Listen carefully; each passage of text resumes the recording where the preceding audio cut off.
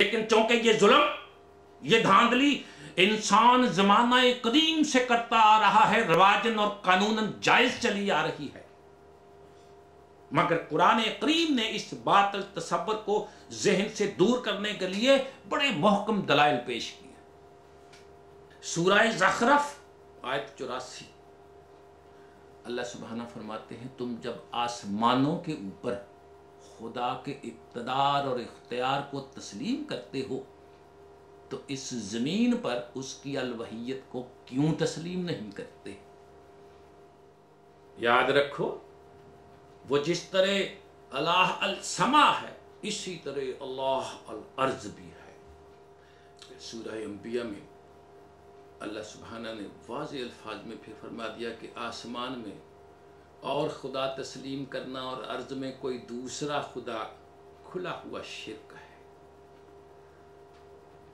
سورہ نحل میں اللہ سبحانہ نے فرمایا تم اللہ اختیار نہ کرو، اللہ صرف ایک ہے، اور وہ اللہ وہ ہے لا ما فی السماوات والارض۔ پھر سورہ بقرہ،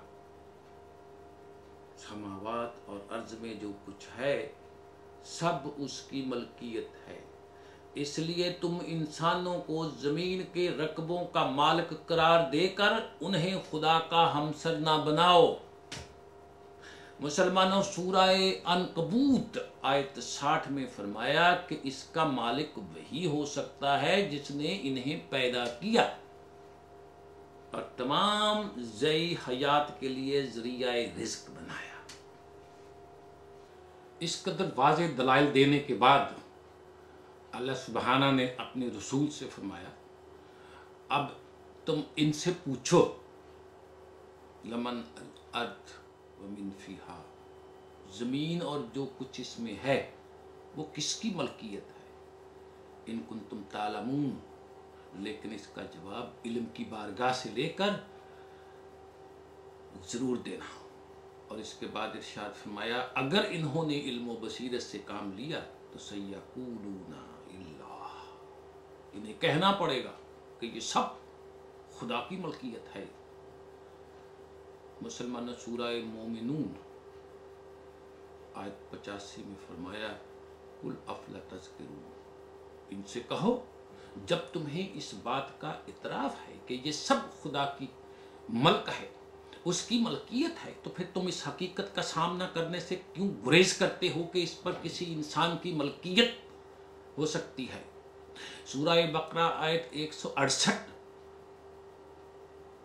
فرمایا اس حقیقت کو تسلیم کرو گے تو زمین کی پیداوار تمہارے لیے طیب اور حلال ہوگی، ورنہ تم شیطان کے نقش قدم پر چلتے جاؤ گے جس نے تمہارے کان میں پھونک دیا کہ تم ذرائع رزق کے مالک بھی ہو سکتے ہو۔ میرے محترم دوستوں اور بزرگوں، روشنی، حرارت، ہوا، پانی، زمین اور خوراک، پہلی سب چیزیں روشنی، حرارت، ہوا، پانی، زمین اپنے استعمالی شکل میں پہلے سے موجود ہیں، لیکن خوراک کو زمین سے نکالنا پڑتا ہے جس میں محنت صرف ہوتی ہے۔ اللہ سبحانہ و تعالیٰ نے قرآن کریم میں مختلف مقامات پر نہایت دلچسپ انداز میں واضح طور پہ فرما دیا کہ زمین کی پیداوار میں سے تم صرف اپنی محنت کے معاوضہ کے حقدار ہو، باقی خدا کا حصہ ہے۔ مثالیں دے کر، مثال کے طور پہ یوں سمجھو کہ تم کسی زمیندار سے جس کو تم اس زمین کا مالک سمجھتے ہو، بٹائی کے لیے کچھ زمین لی ہے تو اس میں تم کاشت کرتے ہو، تم اس میں سے ایک حصہ خود لے لیتے ہو، دوسرا حصہ اس زمیندار کو دے دیتے ہو جسے تم زمین کا مالک سمجھتے ہو۔ اسی قاعدے کے مطابق اپنی محنت کا معاوضہ تم لے لیا کرو اور حق مالکانہ خدا کو دے دیا کرو۔ سورہ الواقعہ کی آیات ہیں مسلمانوں 63 سے 74 تک۔ اس میں اس قدر دلکش انداز میں اللہ سبحانہ نے فرمایا، اس طرح بیان کیا کہ اس مقصد کے لیے تم ذرا اس نظام پر غور کرو جس کے مطابق تمہاری پرورش اور نشو و نما ہوتی ہے، اور سوچو کیا یہ سب کچھ خدا کے قانون کے مطابق ہوتا ہے یا تمہارے بنائے ہوئے قوانین کے مطابق؟ تم جو کھیتی باڑی کرتے ہو غور کرو اس میں تمہارا عمل دخل کتنا ہوتا ہے، ہمارے قوانین کیا کچھ کرتے ہیں۔ تم زمین میں ہل چلا کر اس میں بیج ڈال دیتے ہو، اب بتاؤ کہ اس بیج سے فصل کون اگاتا ہے؟ کیا تم ایسا کرتے ہو یا ہمارے قانون کی روح سے ایسا ہوتا ہے؟ اس کے بعد ارشاد فرمایا پھر کھیتی کے اگنے کے بعد اس کی حفاظت کون کرتا ہے؟ یہ بھی تو ہو سکتا ہے کہ کوئی آفت آ جائے جس سے اگی ہوئی کھیتی تہس نہس ہو جائے، اس طرح تم تہس نہس کہ تم سر پکڑ کر بیٹھ جاؤ، ایک دوسرے سے کہنے لگ جاؤ کہ ہم بالکل برباد ہو گئے، ہم یکسر محروم بے نصیب ہو گئے، اس کھیتی سے غلہ ملنا تو ایک طرف ہماری محنت اور بیج بھی بیکار ہو گیا۔ اس کے بعد اللہ سبحانہ فرماتے ہیں پھر تم ذرا اس پانی پر تو غور کرو جس پر تمہاری کھیتی کا نہیں بلکہ تمہاری زندگی کا دار و مدار ہے، کیا اسے بادلوں سے تم برساتے ہو یا ہمارے قانون ربوبیت؟ یہ بادل سمندر کے پانی سے ترتیب پاتے ہیں جو اس قدر کھاری ہوتا ہے، نہ پینے کے کام آ سکتا ہے نہ کھیتی باڑی کے۔ ذرا سوچو اگر بارش کا پانی ویسے کا ویسا کھاری رہتا تو تم کیا کر لیتے؟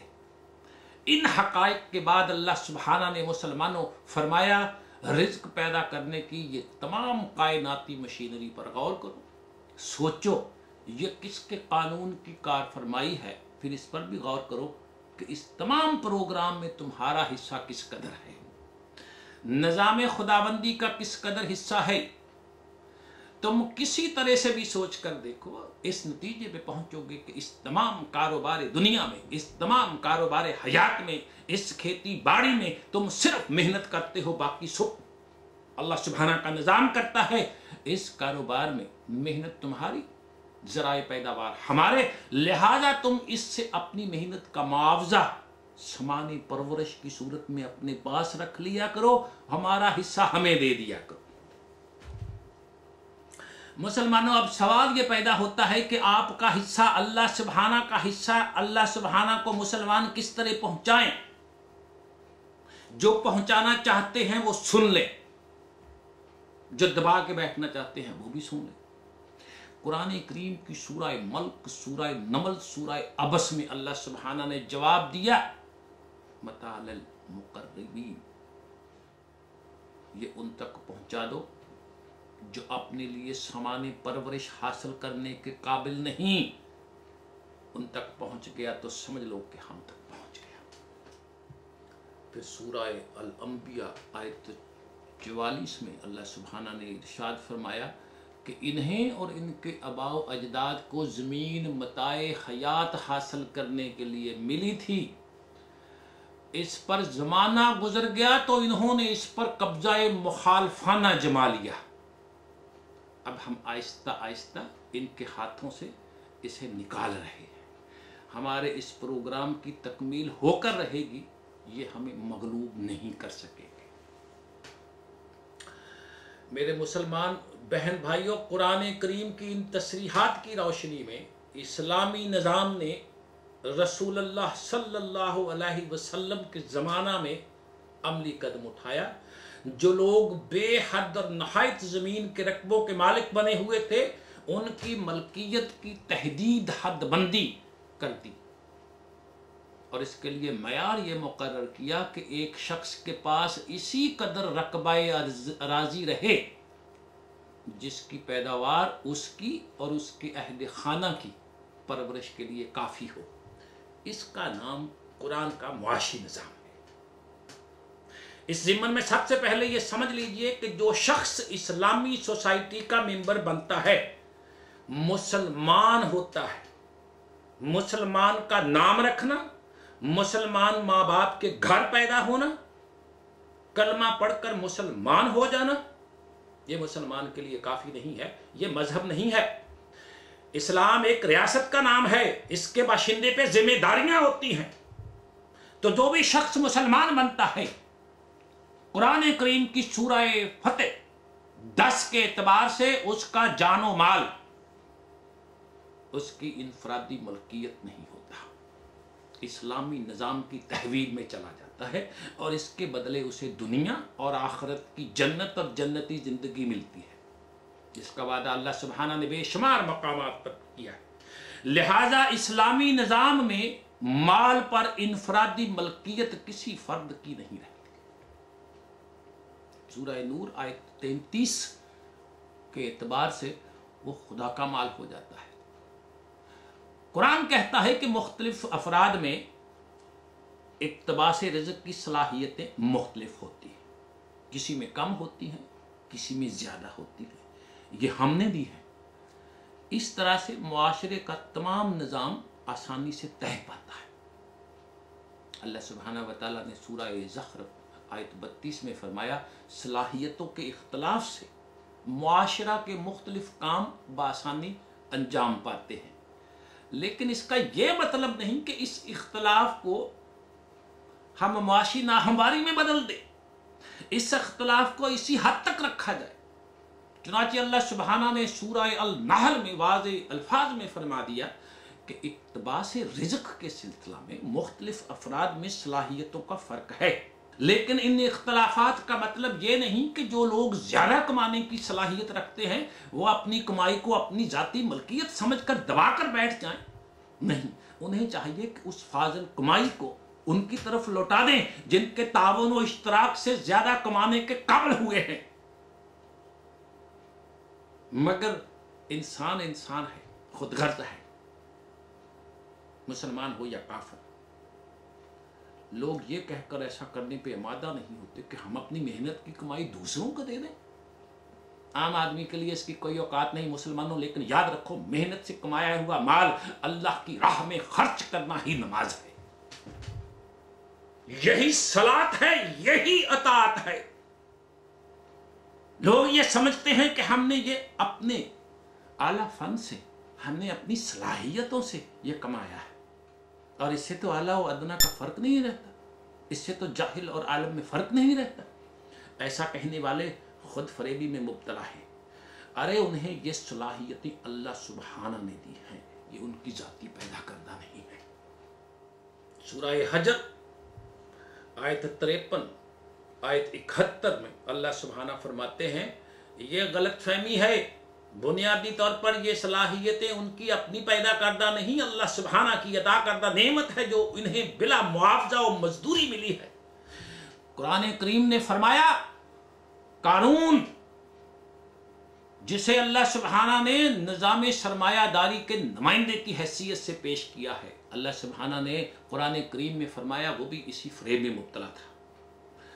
जब उससे सूरह क़सस आयत 78 के एतबार से कहा जाता है कि अपनी दौलत दूसरों को दे दो, तो वो कहता है मेरा मालो दौलत मेरे अपने हुनर की, मेरी अक्लमंदी का नतीजा है, मैं इसे दूसरों को क्यों दे दूं। सूरह अल-सजदा आयत 50 में अल्लाह सुब्हाना फरमाते हैं, ऐसा समझना कुफ्र है, इसका नतीजा सख्त अजाब है। मुसलमानों, ये सब कुछ वाज़े कर देने के बाद कुरान करीम ने सूरह बकरा में ये फैसला सुना दिया जिससे मसला हमेशा के लिए कतई तौर पे हल हो गया कि तुम्हारी कमाई में तुम्हारा हक सिर्फ इतना है जिससे तुम्हारी ज़रूरियात पूरी हो जाती हैं, बाकी सब का सब दूसरों की ज़रूरियात पूरी करने के लिए है। ये काफिर को हुक्म नहीं है मुसलमानों, मुसलमानों को हुक्म है।